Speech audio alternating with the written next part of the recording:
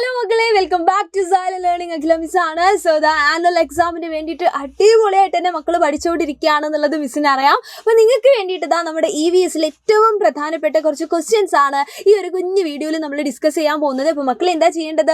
Video skip ചെയ്യാതെ തന്നെ കാണുക. കാരണം ഓരോ ചോദ്യങ്ങളും നമ്മുടെ പരീക്ഷയിൽ ചോദിക്കാൻ സാധ്യതയുള്ള ചോദ്യങ്ങളായിട്ട് കണ്ടുകൊണ്ട് വേണം നമ്മൾ ഇതിൻ്റെ ആൻസറുകൾ പഠിക്കാനായിട്ട്. അപ്പോൾ ആദ്യത്തെ ചോദ്യം എന്ന് പറയുന്നത് വളരെ വളരെ പ്രധാനപ്പെട്ട എന്നാൽ വളരെ സിമ്പിളായിട്ട് നമുക്ക് പഠിച്ചു വയ്ക്കാൻ പറ്റുന്ന ഒരു ചോദ്യമാണ്. പ്രഥമ ശുശ്രൂഷ നൽകുന്നതിന്റെ പ്രയോജനം എന്തെല്ലാം? What are the benefits of first aid? അല്ലെ, അപ്പൊ നമുക്കറിയാം ഫസ്റ്റ് എയ്ഡ് അഥവാ പ്രഥമ ശുശ്രൂഷ എന്ന് പറഞ്ഞു കഴിഞ്ഞാൽ എന്താണ്, എന്തിനാണ് നമ്മൾ പ്രഥമ ശുശ്രൂഷയായിട്ട് കണക്കാക്കുന്നത്?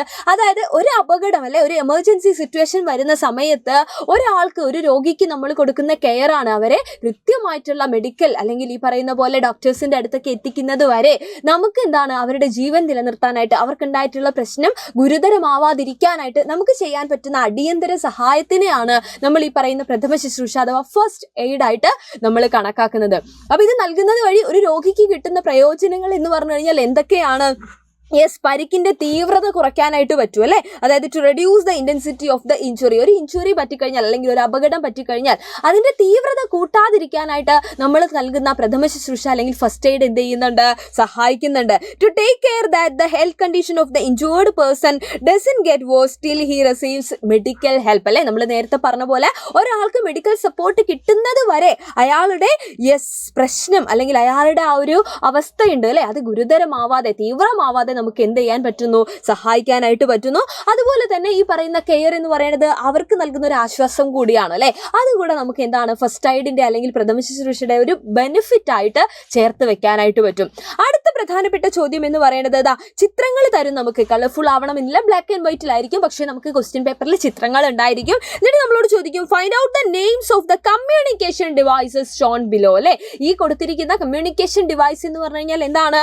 വാർത്താവിനിമയ ഉപകരണങ്ങളാണ് അല്ലെ. അപ്പൊ അവയുടെ പേരുകൾ കണ്ടുപിടിക്കാനായിട്ട് നമ്മൾ എടുത്ത് ചോദിക്കും. അപ്പൊ കൃത്യമായിട്ട് നമ്മൾ ഇത് എന്ത് ചെയ്യണം?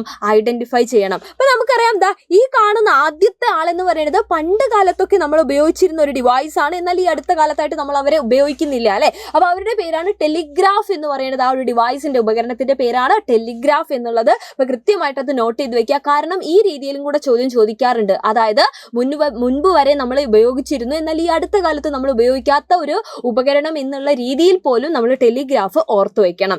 അടുത്തത് നമുക്കറിയാം പോസ്റ്റ് കാർഡ് ആണ്. നമ്മൾ യൂസ് ചെയ്യാറുണ്ട്, നമ്മൾ കണ്ടിട്ടുണ്ട് അല്ലെ. കമ്പ്യൂട്ടർ നമുക്കറിയാം, റേഡിയോ അല്ലെ, നമുക്കറിയാവുന്ന കാര്യമാണ്. അപ്പൊ കൃത്യമായിട്ട് അവരുടെ പേരുകൾ നമ്മൾ എന്ത് ചെയ്യുന്നു? കണ്ടുപിടിക്കുന്നു. അടുത്ത ചോദ്യം ഇതാണ്, ബോധക്ഷയം വന്നയാൾക്ക് ഉടൻ നൽകേണ്ട പ്രഥമ ശുശ്രൂഷ ഏവ?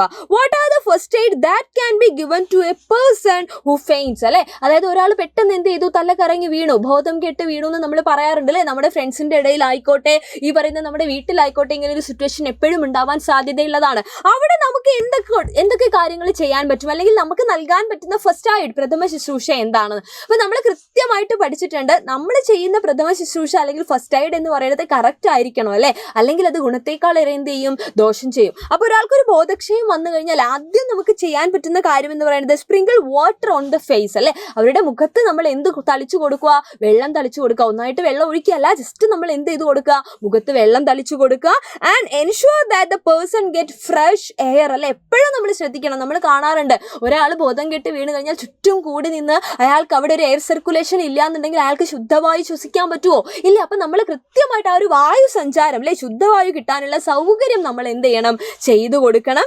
ദെൻ നമ്മൾ ചെയ്യേണ്ടത് allow the person to take rest അല്ലെ, അവരെ വിശ്രമിക്കാൻ അനുവദിക്കുക എന്നുള്ളതാണ്. എന്നിട്ടാണ് നമ്മൾ ഡോക്ടേഴ്സിന്റെ അടുത്തേക്കൊക്കെ എന്ത് ചെയ്യുന്നത്? അവരെ എത്തിക്കുന്നത്. അപ്പൊ ആദ്യം തന്നെ നമ്മൾ മുഖത്ത് വെള്ളം തളിക്കുന്നു. അപ്പൊ തന്നെ ഏകദേശം നോർമൽ ആവാനുള്ള സാധ്യതയുണ്ട്. അത് കഴിഞ്ഞിട്ട് നമ്മൾ ശുദ്ധവായു അല്ലെ, ഫ്രഷ് എയർ അവർക്ക് നൽകാനുള്ള ആ ഒരു സിറ്റുവേഷൻ നമ്മൾ കൊടുക്കണം. ദെൻ അവരെ കൊണ്ട് നമ്മൾ റെസ്റ്റ് എടുപ്പിക്കണം അല്ലെ, അവർക്ക് വിശ്രമിക്കാനുള്ള സൗകര്യം നമ്മൾ ഒരുക്കണം. അപ്പൊ ആ ചോദ്യത്തിന്റെ ഉത്തരം ആ രീതിയിൽ നമ്മൾ എന്ത് ചെയ്യണം? എഴുതണം. അടുത്തൊരു ചോദ്യം എന്ന് പറയുന്നത് മാച്ച് ദ ഫോളോയിങ് ആണ് അല്ലെ. ചേരുംപടി ചേർക്കാനായിട്ട് നമ്മളടുത്ത് പറഞ്ഞിരിക്കുകയാണ്. അപ്പൊ ചോദ്യങ്ങൾ എന്തൊക്കെയാണെന്ന് നോക്കാം നമുക്ക്. ചോദ്യം ആദ്യം തന്നെ ടെലിഫോൺ, റേഡിയോ, മൊബൈൽ അല്ലെ. 3 ആളുകൾ. എ എന്ന് പറയുന്ന നമ്മളുടെ ഒരു കോളത്തിൽ ടെലിഫോൺ ഉണ്ട്, റേഡിയോ ഉണ്ട്, മൊബൈൽ ഉണ്ട്. ഇനി ബി കോളത്തിലുള്ളത് ആരൊക്കെയാണ്?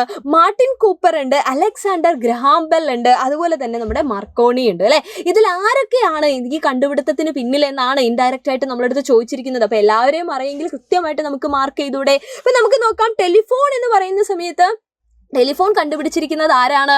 യെസ്, നമ്മൾ പഠിച്ചിട്ടുണ്ട് അല്ലേ, ടെലിഫോൺ ബെല്ലടിക്കുന്ന ആളാണ്. അപ്പോൾ ബെല്ലടിക്കുന്നത് ആരാണ്? നമ്മുടെ അലക്സാണ്ടർ ഗ്രഹാം ബെൽ ആണ്. അപ്പോൾ കൃത്യമായിട്ട് ടെലിഫോൺ എന്നുള്ളതിൻ്റെ നേരെ നമ്മൾ ആർക്ക് നേരെ വരച്ചു കൊടുക്കണം? Alexander Graham bell. നെക്സ്റ്റ് എന്ന് പറയുന്നത് റേഡിയോ ആണ്. റേഡിയോ കണ്ടുപിടിച്ചിരിക്കുന്നത് ആരാണ്? നമ്മൾ പഠിച്ചിട്ടുണ്ട് അല്ലേ, റേഡിയോ കണ്ടുപിടിച്ചിരിക്കുന്നത് നമ്മുടെ മാർക്കോണിയാണ്. സോ മാർക്കോണിയിലേക്ക് നമ്മൾ എന്ത് ചെയ്തു?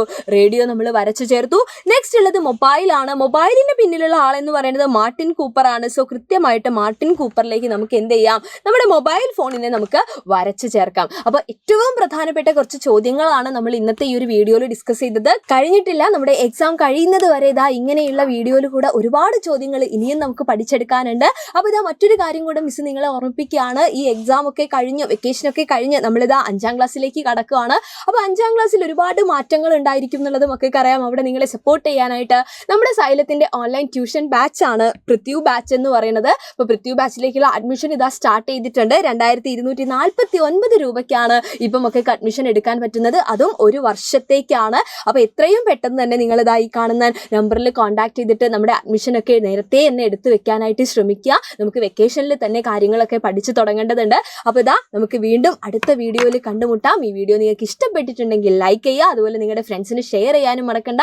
അടിപൊളിയായിട്ട് തന്നെ ഉഷാറായിട്ട് തന്നെ നമുക്ക് പഠിക്കാടാ. Thank you so much and by.